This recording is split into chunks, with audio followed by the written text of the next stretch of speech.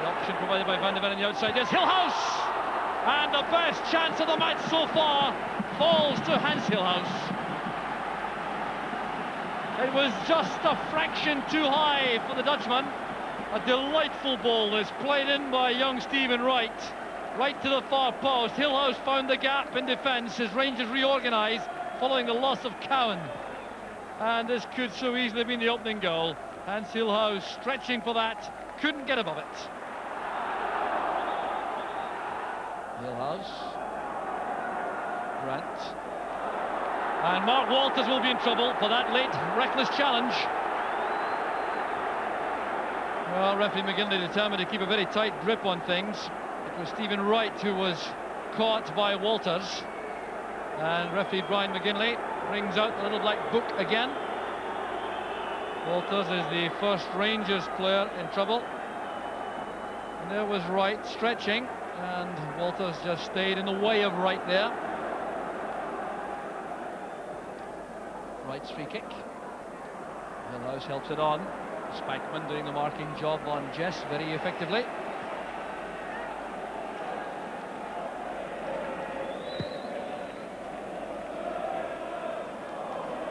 And once again McLeish comes in behind Hateley.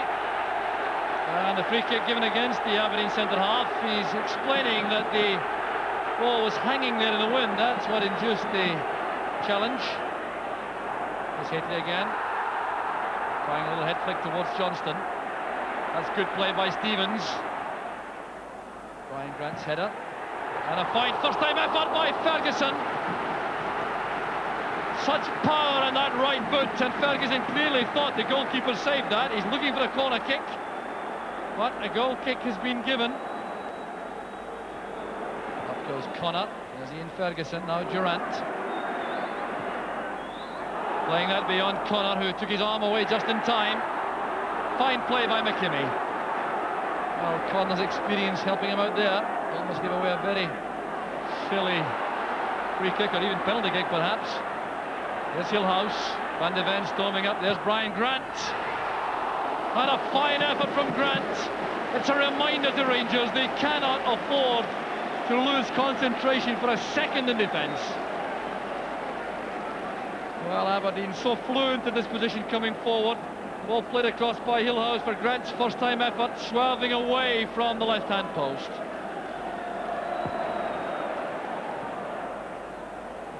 There's Ferguson. Looking strong and busy in midfield for Rangers. Now Walters back on the left. Cross is too high for Hateley. Retrieved though by Durant. By Wright only as far as Ferguson. But it was well taken by Ian Ferguson on his weaker foot, the left. Couldn't quite keep it down. Well, the ball played and headed out there by Stephen Wright, and Ferguson taking this first time on the half volley. It was an excellent effort.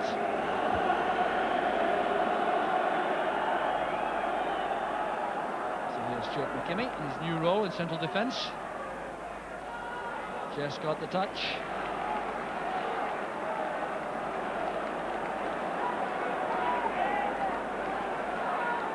And this bit again, pumping the ball through the middle. McKimmie knew exactly what he was doing with that header. Connor dropping back to left back with Robertson left upfield for a moment. There's Durant. Hateley. Ferguson. Across it goes to Stevens. Always wants to check onto his right foot though, Gary Stevens. Interception made by Wright. Here's Ferguson. Hustled all the way by Grant. Kimmie's clearance. Walters wants to bring the ball down and take on Wright. Going for the early cross. There's Hateley. That's a magnificent goal for Rangers. 5 minutes from half-time, and Ibrox erupts. It's just about the first time in the match Mark Hateley's had the better of Alec McLeish. It was a delightful cross and a masterly finish. Set up here by Walters. Well, good decoy runs made there, notably by Gary Stevens. That ball flighted across, and this is Mark Hateley at his very best, and what at the hook. Well, a goal of genuine quality, and Rangers now go back into the championship driving seat. Oh, what a goal it was. Hateley's 14th of the season. It took a long time to convert the Rangers supporters as he replaced Ali McCoist in attack. But with his tireless, selfless performances over the months, he's become a favourite of the Rangers supporters. And now he's going to have to go back and help in defence. Chris Woods has overcarried, and there's going to be a free kick to Aberdeen, who will want to reply very quickly indeed. Well, this is another vital moment of the match, potentially. Hateley's back now defending. Alec McLeish has gone forward. Aberdeen now have to come forward and score if they're to win the championship. An indirect free kick from inside the box. It's turned back there for Robertson. Charged down by Brown. Kimmy returns it across towards Van de Ven. Brown get up well. Walters well tackled by Van de Ven. Well, the Rangers defence grouped quickly there to cope with that Aberdeen attack. Well, the Rangers supporters now sensing the prospect of the championship once again. Jess bowled over there by Hurlock. Well, Terry Hurlock making his presence felt again in midfield. And there's going to be a hold-up. Treatment required for an Aberdeen player. It is Ian Jess, who has not yet recovered from the challenge made by Hurlock. Well, Terry Hurlock has not been able to do too much in the creative sense this afternoon, but his spoiling work in midfield has been important to Rangers. Walter Smith has joined Archie Knox in the dugout there. Now there will be some time to be added on at the end of this first half for injury stoppages. Well, that's a very sad moment for Aberdeen. Ian Jess hurtling off, helped by physio Davy Wiley and Stephen Wright. Two strikers on the bench though for Aberdeen, Willem van der Ark and Scott Booth. Played across there by Bet for McKinney. There's Grant. Now Wright. Playing the ball in early. McLeish has gone forward, and he's been penalised for using a bit of leverage there on the shoulders of Hateley.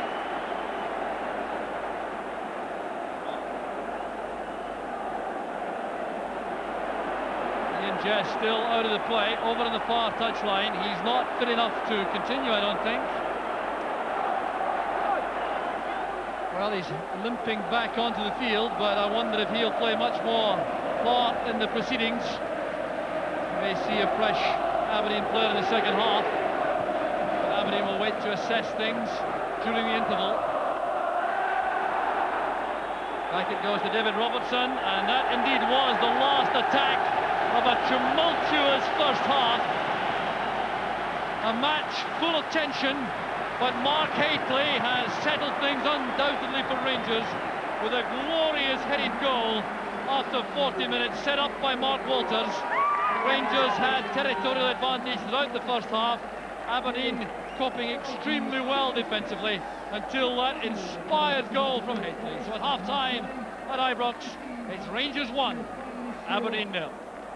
So Scott Booth has been introduced to the fray by Aberdeen for the second half in view of the fact that Ian Jess has not recovered from the injury he sustained just before the interval. So that shouldn't change the Aberdeen pattern of play too much, as the final 45 minutes of the league season starts, and there could still be immense drama to come. The score stays the same, remember, Rangers are the champions, so Aberdeen require a score if they are to retain any chance at all. Connor impeded there by Nisbet. Referee Brian McGinley goes trotting across to the Rangers defender. He has a word with him at long range. Free kick's already taken. Aberdeen starting with some purpose. The tackle came from Hurlock on Bet. Bet wasn't entirely happy with the quality of the pass. This is Johnston. Hateley had to come back to remain onside. Connor wins it for Aberdeen. There's no free kick. Johnson took a knock there. Going to catch an arm in the face. Push forward. Touched on by Hillhouse. There's Hurlock. A long chase on. McKimmie nods it back. But Hateley thought he had a number 9 on his back. Despite the attentions of Hateley, he kept his eye on the ball. A foul's been given to Aberdeen for the challenge by Hateley.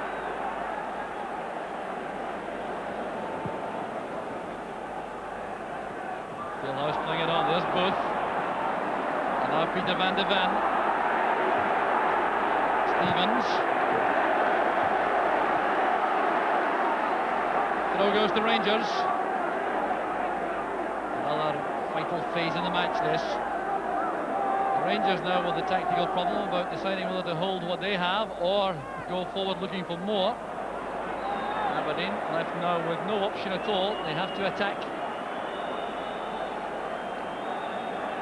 But they are very studied and careful about that. Normally Aberdeen remain patient, trying to keep the passes flowing through the middle of the field. Robertson getting in quickly ahead of Ferguson.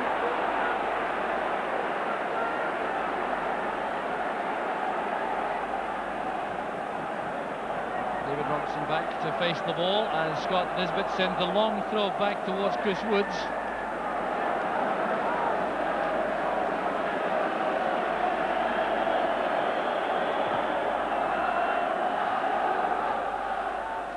Johnson's headed on into space. David Robertson has to be quick. Clearance blocked by Durant. It's picked up though by Connor for Aberdeen. Denied any space though by Ian Ferguson. The throw goes to Aberdeen. Well, Ian Ferguson has such a long time suffering from illness and injury. Now coming right back to his best as the season is ending. Good play by Grant. Space on the right for Van de Ven and Wright. There's the young fullback. Now Betts setting it up there for Wright. Stevens was in the way. And Walters virtually trampled to the ground there by Van de Ven. No argument about that free kick.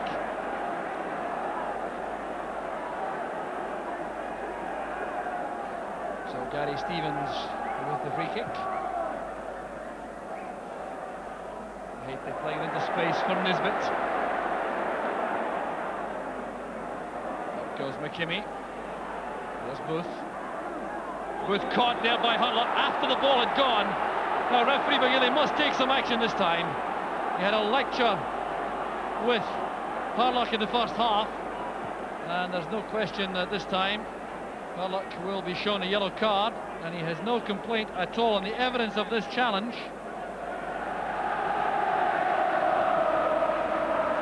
So Booth has recovered. It's a free kick which McLeish will take. Put away by Nisbet.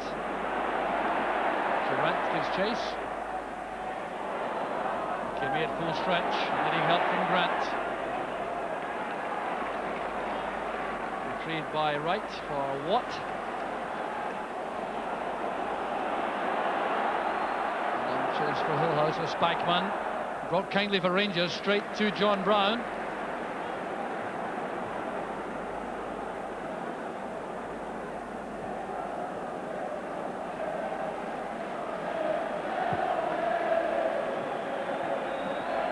Hateley getting up again. McLeish didn't follow him that time. Here's Connor, laying it up the line for Booth. The layup was intended for McKimmie, but he's released Johnston. Hateley waits in the middle, he will look to be offside. Well, the referee's allowed the goal, and Rangers are 2 in front. The error made in defence by Scott Booth. Chris Woods is celebrating, so too are the Rangers supporters. Mark Hateley gets his second. Well, here was Johnston. Now Hateley appeared to me to go into an offside position behind Alec McLeish, but the shot was released by Johnston.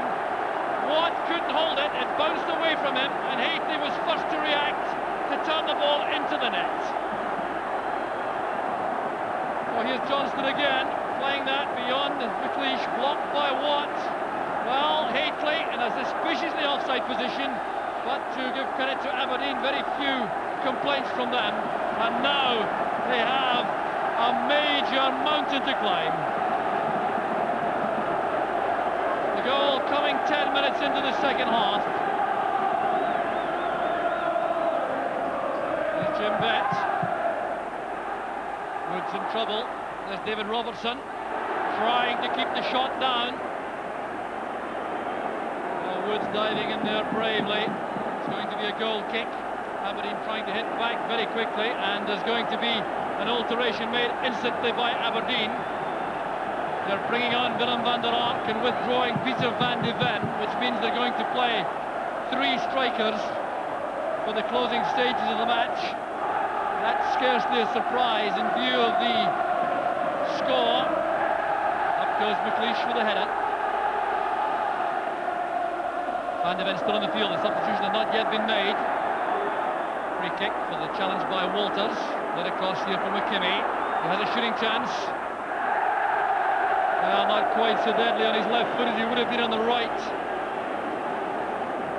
Well, McKimmie striding forward from his back forward position. Aberdeen have to go for broke now. So the substitution has now been made down below us. Peter van de Ven has gone off and Willem van der Ark is on.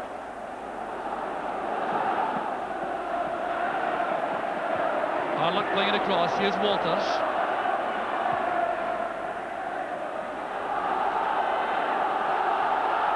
McLeish retrieves it. Plays it against Johnston. He'll accept the goal kick and the ball runs. Good, experienced, composed play by McLeish.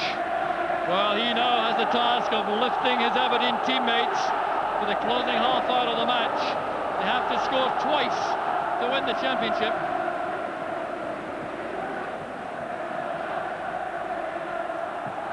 There's McKimmie. Now Connor. Aberdeen trying to step up the pace. The clearance came from Ferguson. Straight to Robertson. This is Connor.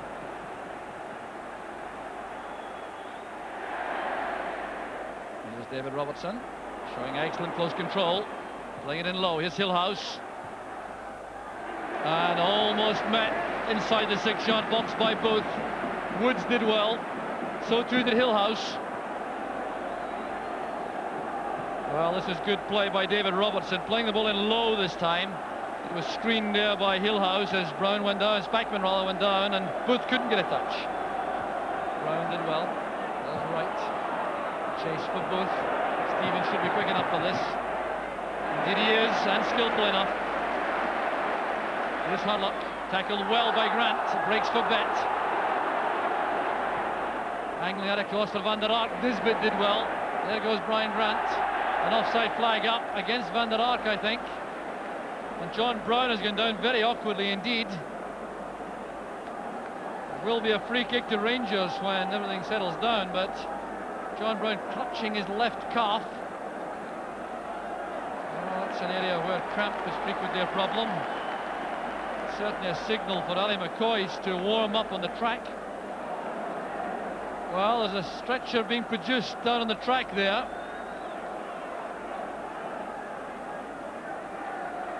Well, he appears to have buckled somewhat as he went down. That can't be cramp, that's for sure. It wouldn't have that effect. And Walter Smith and Archie Knox have gone over to Gary Stevens to give him the instructions to resolve the positional problems created by the absence of Brown. Well, John Brown, a very tough character indeed. He must be in substantial pain if he remains on the ground like that. Well, let's see how this happened. There was John Brown going for the ball all by himself, and his knee appeared to give way there. No one else involved, and he's clearly in serious trouble. He may have damaged ligaments at the back of his knee. Ali McCoy's looking very calm, preparing to come on. Well, very sad moment for Brown and for Rangers. McCoy has now gone on though to a tremendous welcome.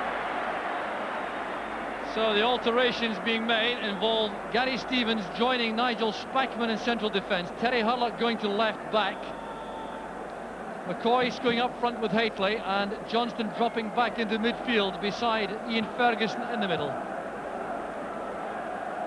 Headed down by right. Here's Alec McLeish. He's given his all for Aberdeen all season, and particularly in this match. Struggling with an injury for the last few weeks. Here's McKimmie. Grant. Handball by Ferguson.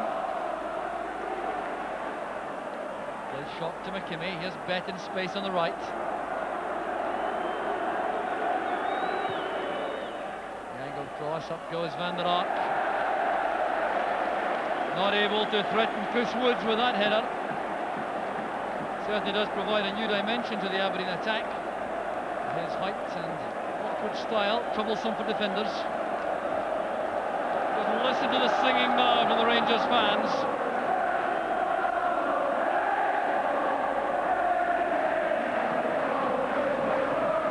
So it seems to be all over now. Rangers with his 2-goal cushion. An injury time to survive. Aberdeen still looking for the first goal, never mind the second. And they put so much into the effort, they're beginning to look like weary. They're certainly entitled to that. The whistling going on all around the stadium. The championship going to the very last seconds. Here's Robert Connor. Now McLeish up with the attack. McKimmie on the right. Every Rangers player back defending except McCoist. Here's McKimmie.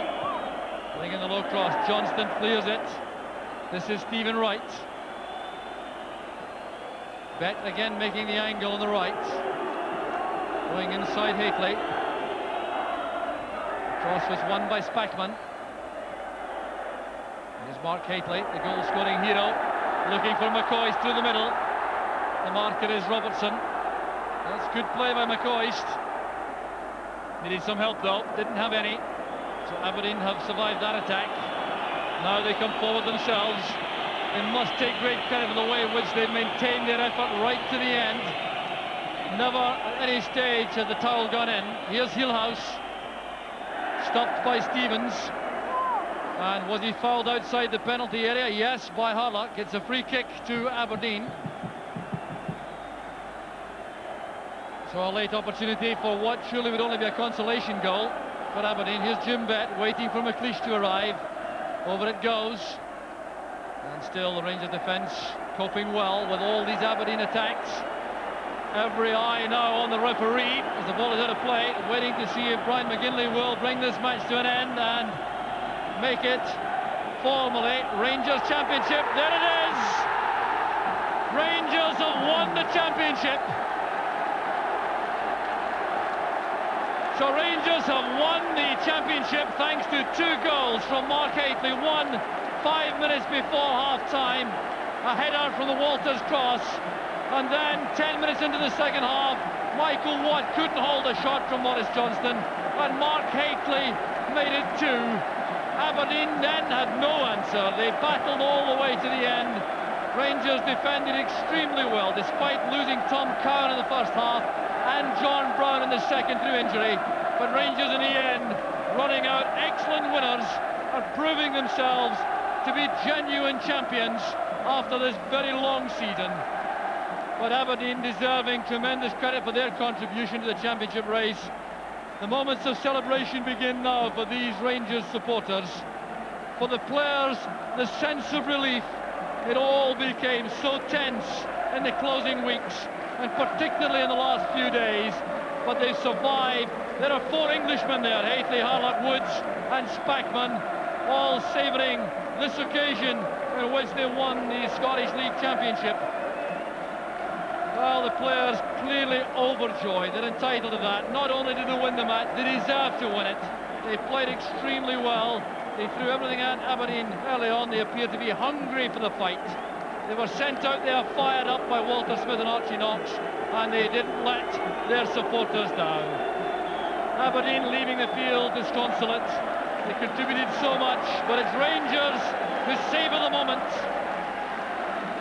Applauding their supporters, it's being reciprocated. That's a performance which the Rangers supporters, I reckon, didn't dare expect. Rangers looking a little bit uncertain in these last few weeks, But Mark Hateley there, coming up trumps at the end with two fine goals.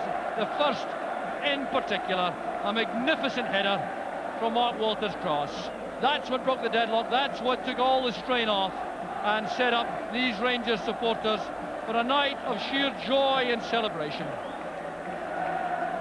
So it'll be a long time, I'm sure, before the stadium is cleared. The supporters will insist, I'm sure, on the return of the Rangers players to take a lap of honour. But down below us now, Dougie Donnelly is talking to Nigel Spackman. Nigel, congratulations, league champions. How does it feel? The obvious question. How does it feel? I'm absolutely shattered, to be fair. And I think the celebrations are just about to begin. The lads played magnificent today. I think anybody here, people who see it on the telly tonight, excuse me, I've lost my voice, are going to be amazed the way we played with injuries, people having to come on and play in different positions. And I think over the season, with all the injuries we've had, I think today we just showed that we're a great squad of players and we've done the business when it counted. You were obviously very down after last Saturday. How hard was it to lift yourselves for today? Well, I think we just approached today as if it was our cup final and we had home advantage. I think Aberdeen obviously have been playing very, very well, put a great run together, and all credit to them. They came here and tried to win, but we were too good for them today.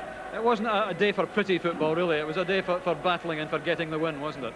I think so. I mean, in a game like that, as I said, many cup finals, this was a cup final for us.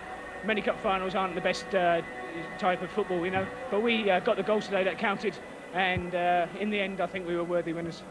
Mark's first goal, I think, came at an important time, because Aberdeen, I thought at that point, were just beginning to maybe get on top a little bit. Well, I think they obviously sat back to start with, tried to waste a bit of time, which was, you know, the right thing to do. But we kept plugging away, and they were getting it down and giving us a few problems at the back, especially with Tommy Cowan have to go off.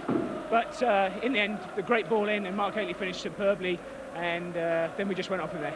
Congratulations. I know you've got a championship trophy to collect. We'll let you go, Nigel. Well done. Thank you very much, Dougie. Thank you.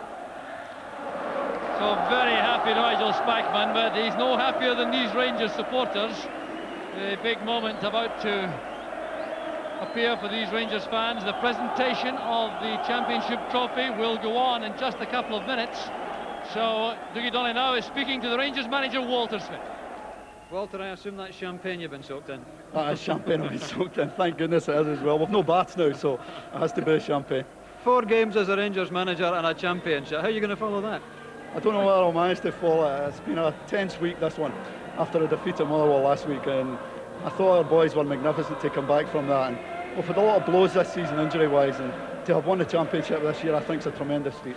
I noticed you were up and down from the stand to the dugout about half a dozen times in that second half. Was the tension getting to you? It must have been, I suppose. No, the telephone wouldn't work again. Now, you had to rearrange twice, didn't you, with the injuries, so it wasn't an easy game in that sense either, was it? Well, it was never going to be an easy one. There's always going to be a lot of tension, and when we lost a defender, we were short in that department anyway, because most of our injuries are in that department. But we managed to cope, and some of the lads like Nigel Spackman this year has played maybe 4 and 5 positions throughout that campaign, and he's been terrific. Now, you've maybe struggled a little bit to find the net regular in the last few weeks, but Mark Hateley just came good at the right time today, didn't he? Dougie, we only needed to score today, that was all. The last few weeks have taken care of themselves. It's a day for celebration rather than looking ahead, but looking ahead to the European Cup next season, you must be very excited at that prospect. It's one thing I like about TV commentators. I only get over attention at this one. Please leave the European Cup now. I know, it's not fair to ask you that. But how hard was it to prepare the players for today? Were they at all nervous or down after last Saturday? Well, they were nervous. Of course they were nervous. And they were a wee bit down. But, I mean, they're professional enough. They know that last Saturday's game was a one-off situation in terms of they lost a wee bit of discipline and tried to go away and win the match when they could just have sat and would have kept themselves there in goal difference. But maybe chasing the game wasn't a bad thing anyway. Congratulations, Walter. Enjoy tonight. I'll enjoy it, Dougie. Thank you. Well done. Thanks.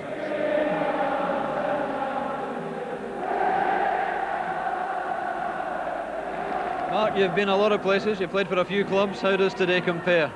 It's like everything. It's great when you're winning. You know, every game you win's marvellous, especially today.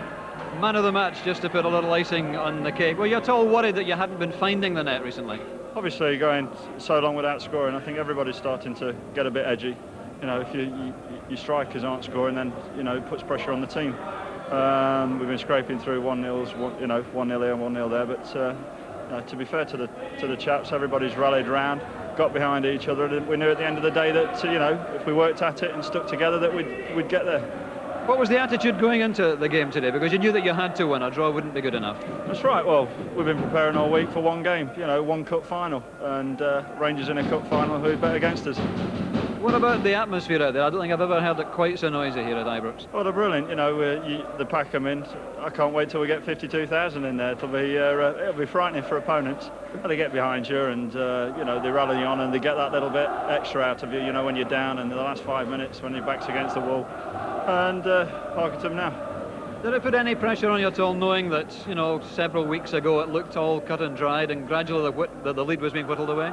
It's never finished till the final ball's played. That's the way you look at it. You play from Saturday to Saturday in this game, and as proven today, you know, we should have had it, you know, wrapped up a little while ago. Unfortunately, we had a few suspensions and injuries, and at the end of the day, it's, you know, it's just reward for the boys. You know, we all stuck together, and it came down to the final Saturday. Again, injury problems, and we beat them 2-0. So scenes of joy among these Rangers supporters. The news from Ibrox says that after winning by 2-0, thanks to Mark Hateley goals, Rangers are the 1991 league champions. And Nigel Spackman raising the league championship trophy aloft. Rangers delighted after seeming to have lost the initiative in the championship race after Aberdeen's great late run, but it all forgotten today, and really a performance of great character and determination which absolutely delighted the Rangers fans. The championship trophy then taken on its lap of honour around the stadium. The singing, which had hardly stopped all afternoon, seemed to grow in intensity, and poor John Brown, who has a torn muscle, and of course Tom Cowan, who has a fractured fibula, out there, crutches and all, to join in the celebrations. And Walter Smith, can there ever have been a manager who has taken charge of a side for just 4 matches, a total of 6 hours of football, and at the end of it, a league championship trophy? And didn't Walter enjoy the day?